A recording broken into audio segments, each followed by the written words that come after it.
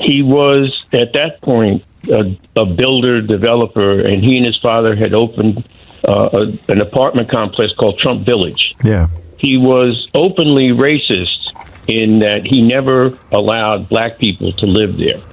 All right, so today we've got a call that I think you're going to want to stick around for. This caller is an absolute legend, speaking the truth. His name's Mark, and back in the 1970s, he actually covered Donald Trump as a journalist. And what he lays out is Trump's history with race. Receipts, documented on paper, going back 50 years. I'm going to let this play out in full. And then I want to come back and add some context of my own. Because honestly, there's a lot more where this came from. Let's get into it. Mark's in Brighton. Mark, what would you like to say? James, how you doing? I'm good, thank you. Good. I first covered Donald Trump in 1975. Go on. He was, at that point, a builder, developer, and he and his father had opened an apartment complex called Trump Village. Yeah. He was openly racist in that he never allowed black people to live there. Eventually, he got taken to task in 1975, and he ended up having to sign what's called a consent decree, which was that he had to stop discriminating. 3 years later, he had to sign a second consent decree. That's Donald Trump. Yeah.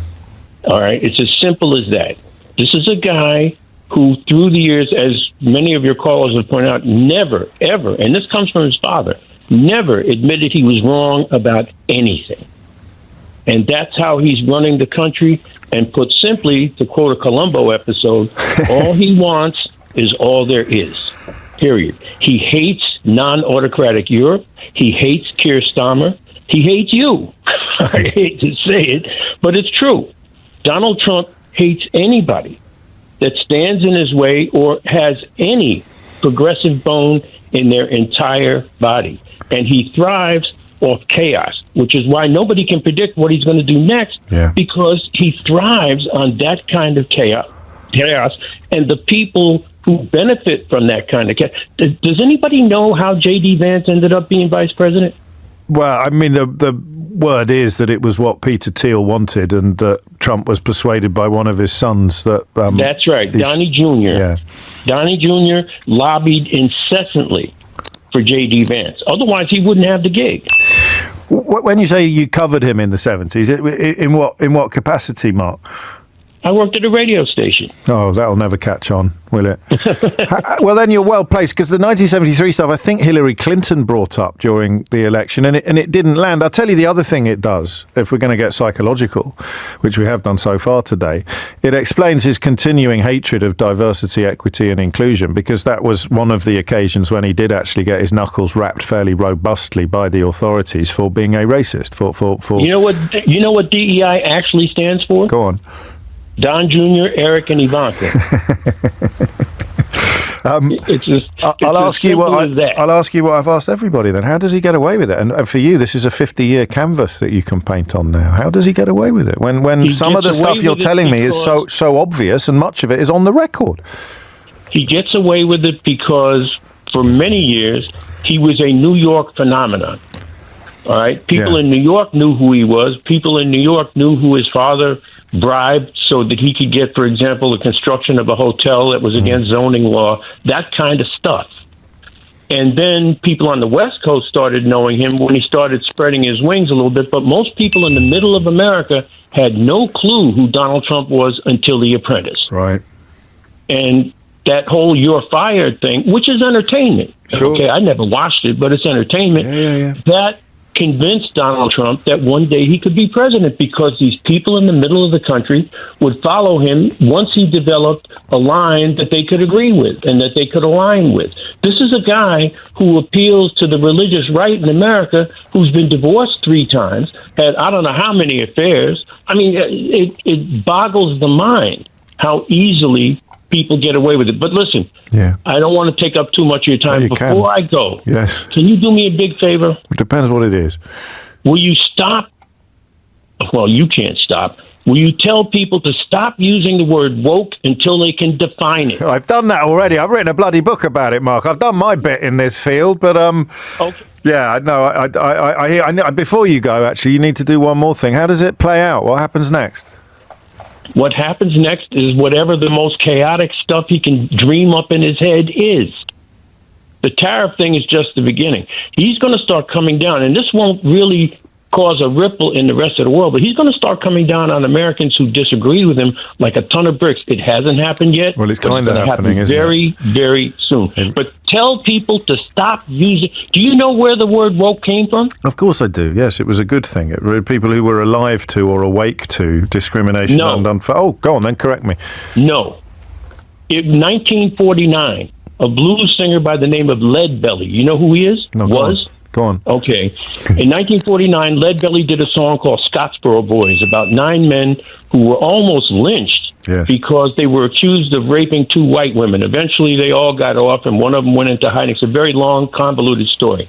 At the end of that song, Leadbelly does a narration where he says to northern black people who were traveling through the South, which was a dangerous undertaking in 1949, and he said at the end of that narration, stay woke. Be careful. That's what stay woke actually means. Wow. Alert. Yeah, be alert. Because if you weren't, and 5 years after he wrote that song and said that, a young kid named Emmett Till was killed by racists attached to a refrigerator and thrown to the bottom of a lake. That's what woke is about. You're very good, Mark. How did you end up in Brighton?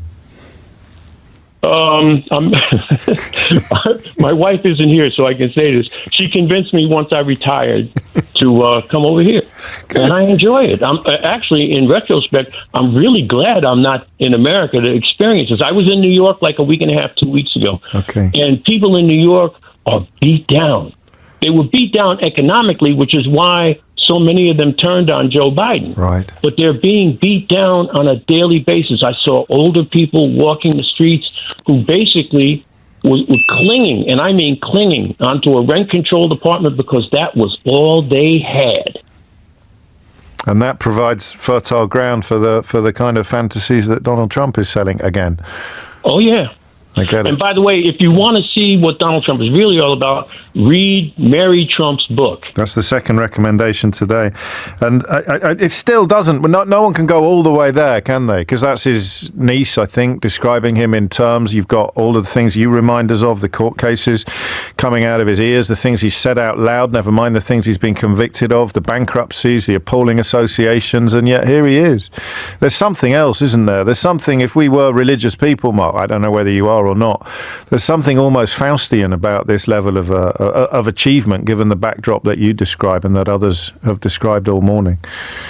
All it means is that if you have money to start with, which he did because his father gave him $3 million, and you're able to say, I never did anything wrong. It wasn't me. It wasn't me. This isn't new. People have been saying this for years.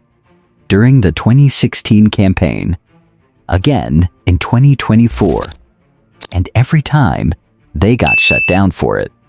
But the facts don't lie.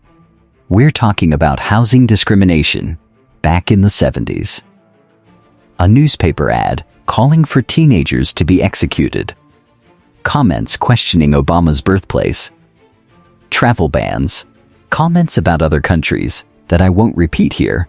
This isn't something I made up. It's a pattern. Out in the open. For 50 years. And here's why this call matters. It's not from a pundit. It's not from a headline. It's from someone who was actually there. Covering it as it happened. So tell me in the comments, did you know this went back this far? Alright, that's it for today. If you want more videos like this, you know what to do. Subscribe, hit that like button. See you in the next one.